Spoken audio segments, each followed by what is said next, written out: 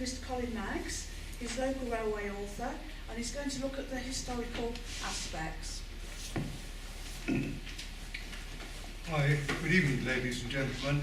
I hope you can hear me, but if you can't, or the people at the back, if they have a problem, don't hesitate to call out, because I'm not a speaker who is easily upset. So I can't see any hands waving or voices, lips opening. Presumably you can hear me all right. Right, well, Radstock was privileged to have one of the earliest railways in England. It started off as the Somerset Coal Canal back in 1804 to take coal away from Radstock, but it wasn't all that much of a success because there were sort of quadruple forms of transport. At Radstock, the coal came by a tramway. By the way, when I talk about a tramway, I don't mean a passenger carrying tramway, such as they're installing in quite a lot of the larger towns now. Tramway also means a sort of small industrial line. So when I refer to a tramway, think of a small industrial line. Well, so you had these tramways which took coal from the mines at Radstock to the canal, and then it had to be transshipped into a canal barge to go along the Somerset Coal Canal to Twinnow, and then it had to be taken out of the barge, put into another tramway wagon to go downhill to Midford, because they had this tramway between the two, because there was the level of the canal from Radstock to Twinnow, and then the main branch of the Somerset Coal Canal was at a lower level, and they would have had to build lots of locks to join up the two levels, which would have been expensive. So they just had the transshipment of coal from the Radstock branch to a wagon which went down the hill, and then it was put into another barge on the Somerset Coal Canal at Midford. And then it was taken to Bath, or wherever the coal was wanted, and then they had to unload it out of the barge into a cart or pack horses to take it to wherever it was wanted. But anyhow, the Radstock arm of the Somerset Coal Canal was disused by 1812, and they thought of a much labour-saving device would be to have a tramway going all the way from Radstock to Midford. So you only had to take the coal out of the wagons at Midford, put it in the canal boat, and then the canal boat would go to the destination, and then you could take the coal out of the boat there. And so in 1814, they built this tramway along the towpath of the canal. And the gauge was 3 foot 2 inches, that's 3 foot 2 inches between the rails. It wasn't an edge rail like most railways are today, it was a plate rail which had L-shaped rails. And so you could have ordinary plain wheels running on this tramway, but they were kept in position by the flanges actually on the rails. And technology wasn't terribly good in those days, and the rails were just made out of cast iron, which was fine when the wagons were drawn by horses. The wagons held 2,700 weights of coal, and it took about 5 hours to get from Radstock to Midford and back, so 2.5 hours roughly each way. And because they worked long days in those days, it meant a horse and the man in charge of it could make 2 journeys between Radstock and Midford and back in a day. And apparently, at the height of the tramway, when it was busy, there were as many as 28 return workings of these trains, horse-drawn trains, between Radstock and Midford. And on Saturdays, when Radstock Market was being held, they brushed out the wagons put planks along the top, and then people sat in these wagons and came from Midford, Wellow, and so on into Radstock to do their shopping or sell their goods. So Radstock had one of the first passenger carrying railways in the country, because this was 1815 that this tramway came into operation, whereas the Liverpool and Manchester Railway, which is perhaps the first real public railway, that didn't start until 1830, which is 15 years later.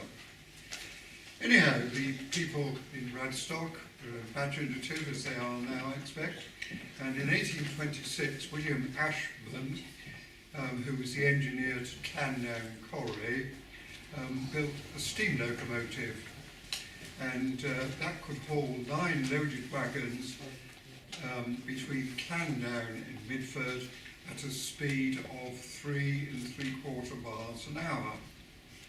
The locomotive itself was a success, but unfortunately, as I said, they had these cast iron rails, and the weight of the locomotive, which was 2 tons 300 weights, was too much for the cast iron rails, and they broke.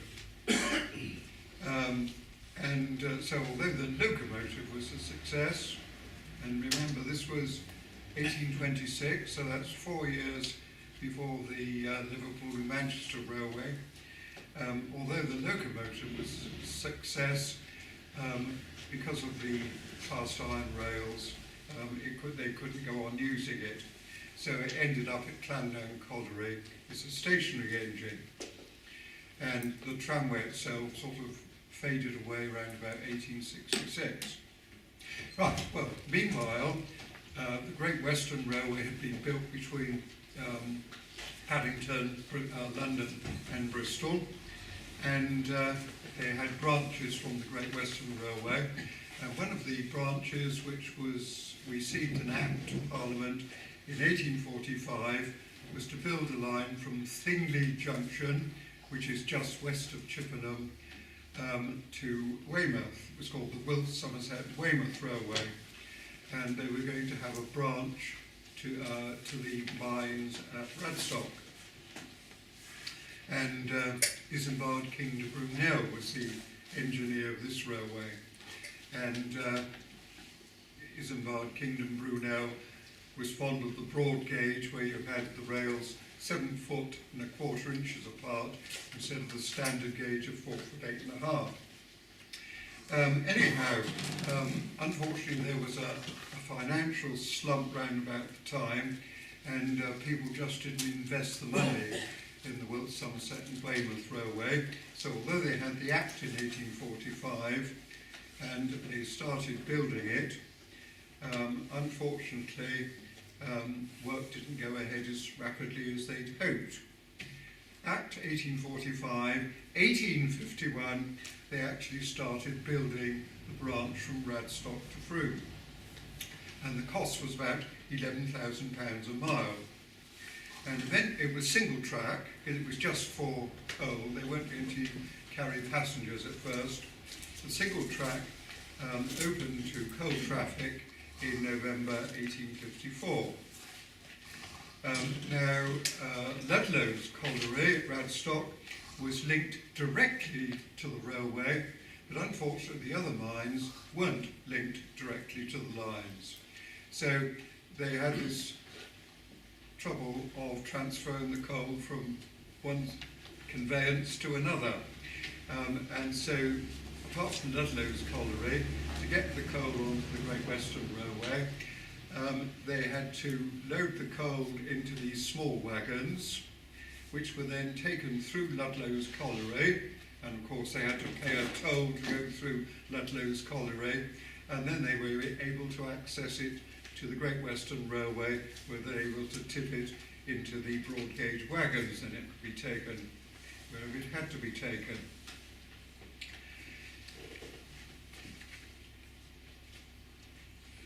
Well, now these other colliery owners, apart from Ludlow's, they weren't very keen on paying the toll to push their coal through Ludlow's colliery. And so they thought, what we really need is another line from Radstock going to Bristol instead of going to Frome. And so they had to get an Act of Parliament for this. Because if you're building a railway, unless you happen to own the land, you've got to build it through somebody else's property, and that's compulsory purchase, so you would get an Act of Parliament. And they got their Act of Parliament from the Bristol to Radstock line, which was called the Bristol and North Somerset Railway, and they got their Act in 1863. And work began at Clutton in October 1863, but then work stopped because not enough money, not enough people were buying shares in the company. Anyhow, in 1870, William Clark was appointed engineer at the Bristol and North Somerset Railway. And William Clark, as well as an engineer, he was a good architect, and he designed some very economically built and very delightful stations. He built the station at Radstock, he built the other stations on the line, and the nearest station, he also built one a bit later at Camerton. But the only station built by William Clark, which you can see at the moment, I think, is the one at Bridport. Sorry, not Bridport, West Bay, just beyond Bridport. And the station at West Bay is now a cafe, but it's in the condition it was roughly when he built it. Anyhow, in 1870, the financial difficulties of the Bristol North Somerset Railway were settled, but then they were troubled with landslips because they had a lot of wet weather. So it isn't just in 2014 of wet weather. But eventually it was open to passengers and goods in September 1873. So that was a standard gauge line, and it was worked by the Great Western Railway. So you could go from Bristol to Radstock or Radstock to Bristol, but you still couldn't go from Radstock to Frome unless you were a lump of coal. The last broad gauge train between Radstock and Frome ran in 1874, and then they converted the line to standard gauge. So then you could have through trains from Bristol to Frome. And that happened in 1875. And then a few years later, in 1884, the Great Western Railway bought the Bristol and North Somerset Railway. So the Guillobois owned the Great Western Railway, owned all the track between Bristol and Frome. And then with the development of people buying cars, bus truck and so on, the Bristol to Frome line closed to passengers in November 59. And then in August 66, the line between Radstock and Mills was closed, but fortunately not lifted. In July 1968, there was a fierce rainstorm. Again, they had rain, and so much of the earthworks were washed away that they decided that they wouldn't use the line through Pensford, so they closed Radstock to Bristol, and they reopened the Radstock to Mills, which, as I said, fortunately they hadn't lifted the track.